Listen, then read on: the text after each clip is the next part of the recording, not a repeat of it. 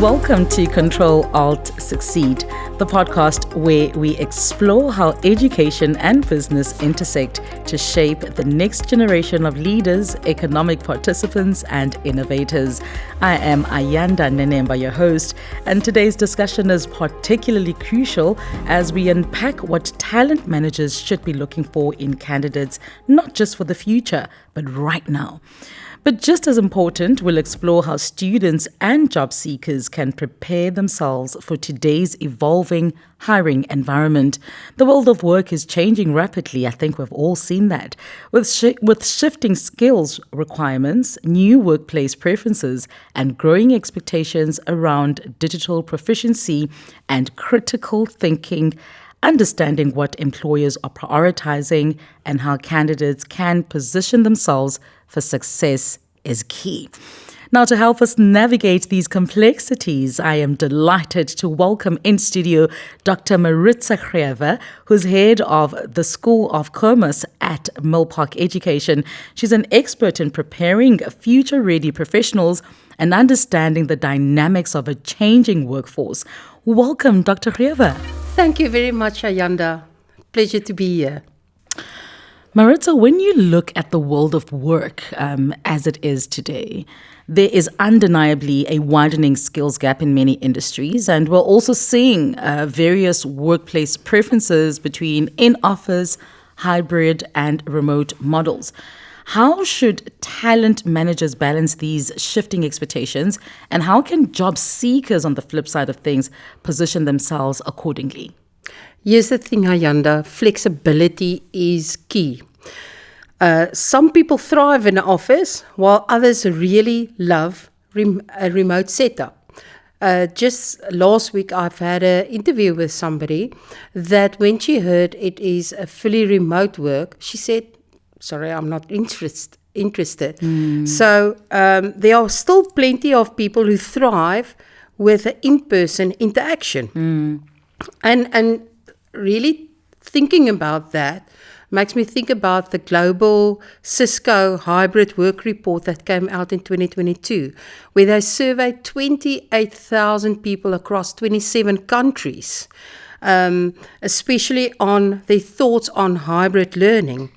And it turns out that people's work performance increased with a hybrid setup. Their well-being increased, and what is so interesting for me, also their personal confidence. Isn't that interesting? And flexibility is absolutely key. To have that true conversations, what works for you, what don't work for you, but I still need production from the employer side and then from the job seeker side. Know your digital tools. Know what is available for you. Be comfortable to work in a remote environment. That is absolute key.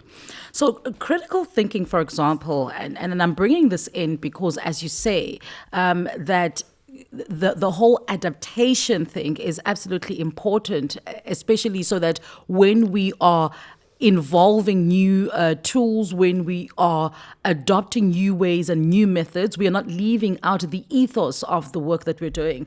Critical thinking is one of those skills that have been highlighted as absolutely necessary. Maritsa, why do you think this is important now more than ever?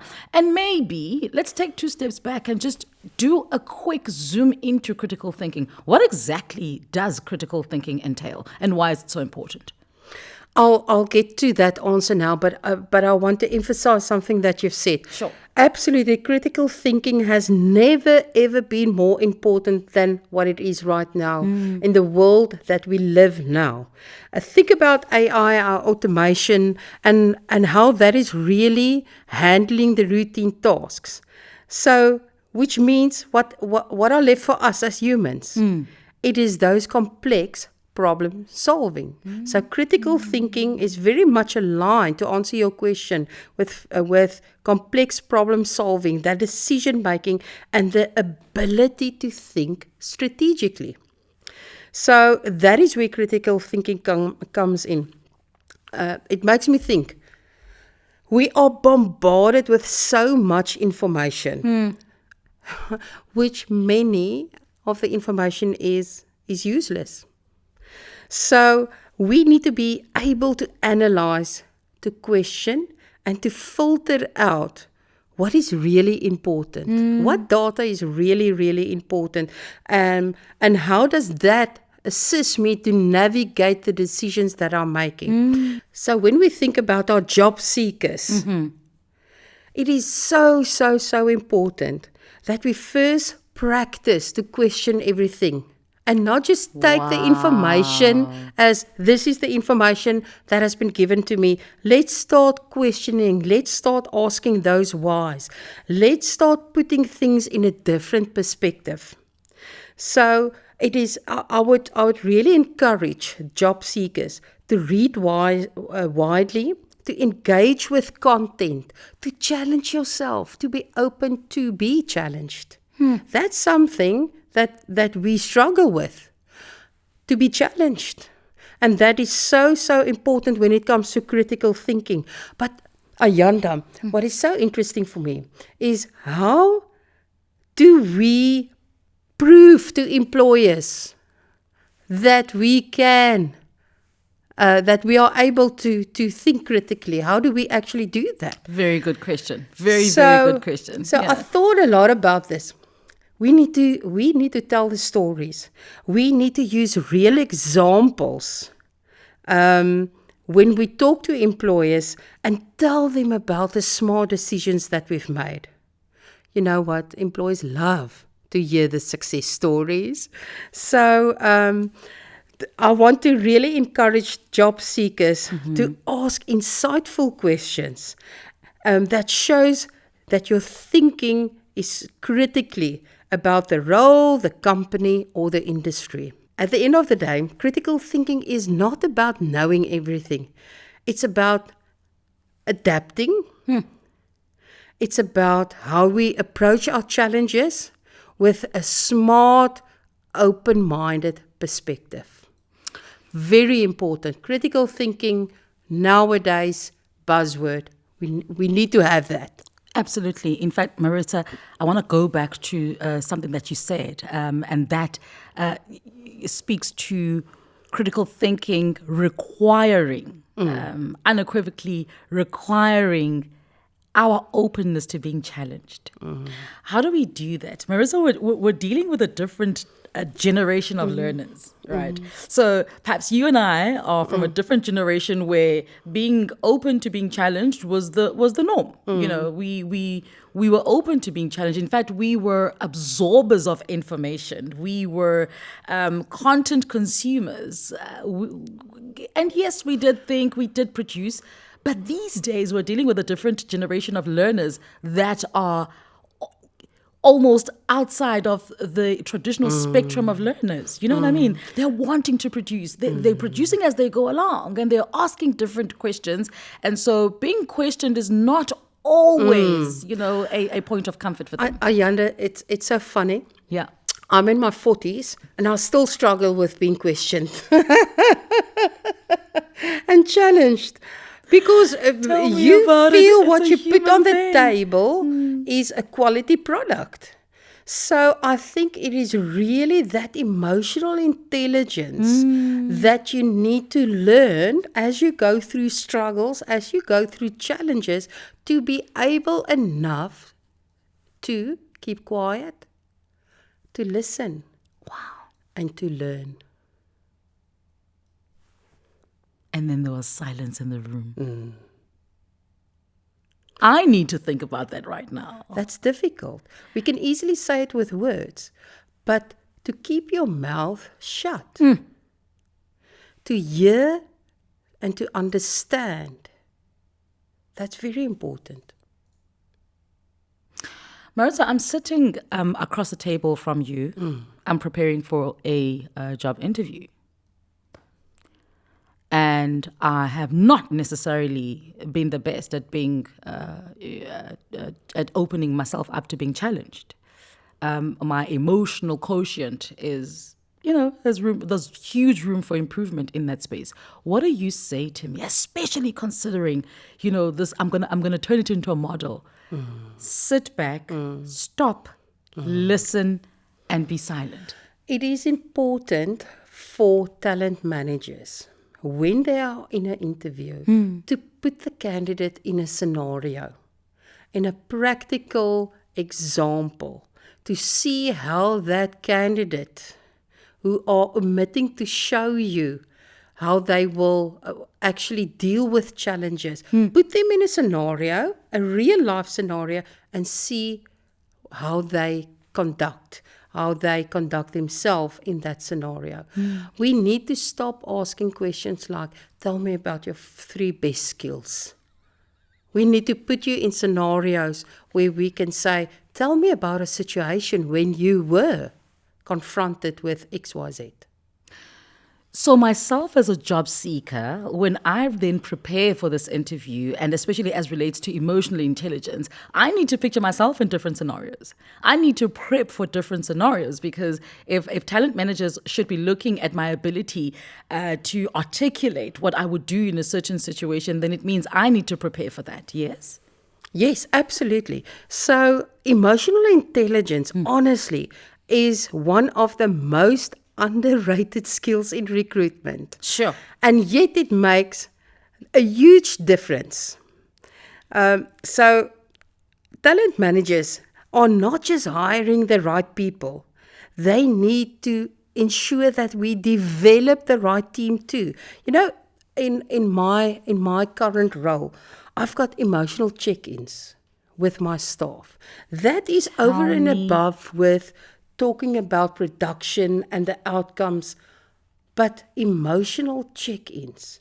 How are you doing? Your mother fell. How is she doing? That sometimes, especially for me, counts more than asking, are your work done, etc. Because then you're showing that interest, you're showing the values that we in Milpark render so high, and that is where emotional intelligence really play a role. That coaching, that giving feedback, and like I said, that emotional check-ins, that is so important that we need to have with our teams. And I suppose then, just referring back to the Cisco study that you referred to about how employees were interviewed from various parts of the world, and how the result of that study showed that those who worked in a hybrid environment, for example, or even worked from home, were able to portray confidence as one of the skills that they picked up from that environment. I suppose then coming back, Maritsa, to this particular skilling and skill set of employers, what then is important is for the employer to create space for the employee to grow, not just the technical skills, but also the adjacent skills that are required, emotional intelligence being one of them. Absolutely, Ayanda, you're spot on with that. Because especially in the world that we live in now, it is not just about the technical skills. It is about the human factor that comes with it. You as employer need to really embrace that and show empathy towards your workplace members. You're very, very important. So Maritsa, looking at the reality of digital skills being an absolute requirement, we can't run away from that, and yet we can't also deny that there is still a considerable portion, of prospective job seekers that are very nervous about the fact that digital skills are absolutely required. How do we manage that nervous energy, and how do providers of education ensure that they equip prospective employees as well as students to relax and to understand that digital skills will be required and there's nothing to fear? A very, very good question, Ayanda. So we need to rethink how we hire job seekers. Instead of just looking for people with traditional qualification, we should be focused on job seekers with a digital adaptability. So with a digital adaptability, you will have candidates that are comfortable in learning new tools. But now what about What about the job seeker that was not exposed to digital tools yet? Then training managers must make sure that you invest in upskilling. Let's be real. Technology evolves very fast. So within companies, we need to ensure that there's ongoing training and development in things like AI, automation, data analytics to keep our team sharp. That's so important. Maritsa, let me pivot a little bit and maybe digress and look at some of the innovations that have come out of the informal sector. Where the participants and maybe even business owners are either not educated or have got very low levels of education, and yet they are natural innovators, right? How do we manage that requirement for digital upskilling? How do we manage it in that particular space? I think as talent managers, you would immediately see this person has got a knack for it. And then we need to nurture that. We need to give job seekers the opportunity within our company to really embrace digital tools, to embrace technology. And you know what, Ayanda, they can even become mentors for the new job seekers, for the new people coming into the companies. So you need a training manager with a different mindset as a traditional one that we were used to. Somebody that is really open for change, that embraces the new world of work, and somebody that really gives the opportunity for people with talent and those that still need talent to have that opportunities within the workplace to really teach people now the digital skills. We cannot go without it. There's no ways that we can sit in 2025 and say, we don't need digital skills. You cannot. We You can't. cannot. Yeah, we're going to be left behind. Absolutely. So it is here. We need to embrace it and run with it. Sure. And I think for me, Maritsa, what is really encouraging and what I'm really picking up from, just your insights is the fact that when we allow our minds to shift to the requirements, it almost feels like we unlock within ourselves that creative energy. Absolutely. That allows us to be natural innovators, that allows us to naturally demand the need for digital upskilling. Yes, and it makes people excited. Once they see, I can do this. Yes. They've got the encouragement that they can actually do more, learn more, and they want to know more about these tools. You said something off air earlier on about embracing, the need for digital upskilling. And so that's where everybody has a part to play in embracing the need. Yeah. I thought about it this morning, Ayanda. I still have a good 25 years of work. Yes. And I wasn't exposed in school of digital tools. No, we weren't. So what is important for my age employees is to make sure that we now adapt to this change, we embrace it, and we are really comfortable with using digital tools in the workplace. Otherwise, we're going to be left behind. We are going to be left behind. And here's a funny thought, Maritsa. It's the fact that it's not just about embracing digital tools, but can we also just embrace the pace? Yeah. Yo. The rate at which we are going to be required to learn is quite fast. It's quite fast. It is. And yet, I suppose, we've already alluded to this, that if your attitude is in the right place, Absolutely. learning is enabled. Yes. Challenging conventional ideas, right? It is seen as disruptive, but it's actually necessary for innovation. And how do talent managers in particular embrace this without losing structure? I know, right? The structure conversation always comes in. Yeah, this is such a good one. Yeah. I hear people say, oh, wait, here comes the troublemaker. But you know what, Ayanda? Yes. Innovation doesn't happen without pushing the boundaries. Our talent managers must make sure that we create a culture where it's safe for challenging ideas. Yet there need to be some structure. How we test, refine, and implement those ideas. And very, very, very, very important, we need to reward smart risk takers. We often forget about that.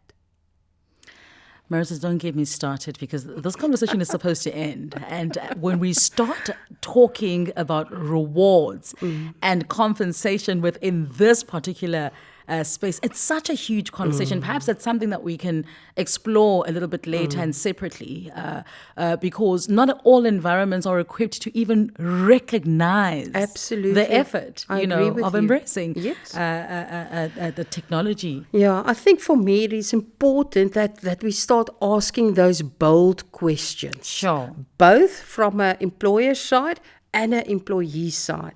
From an employer side, what do I need to do to support my employees? And from a candidate side, a job seeker, how do I prepare myself now for the workplace? I am so excited by this topic. And absolutely exciting.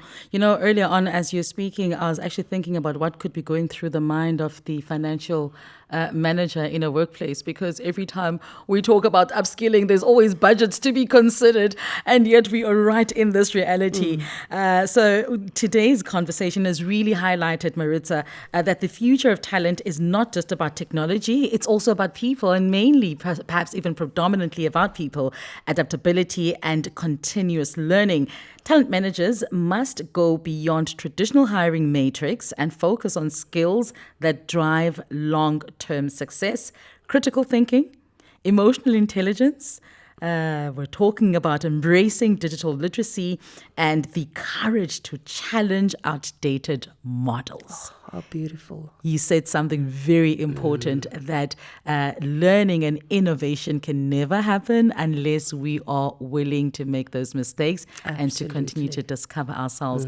You've been an absolute blessing. Thank you so much for coming through this afternoon, Dr. Maritsa Grewe, for your invaluable insights, and thank you to our listeners for tuning in. Now, join us next time as we continue to explore the future of work, leadership, and digital transformation.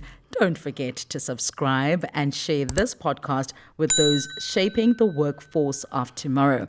Until next time, I am Ayanda signing off. Stay curious, stay creative, stay learning.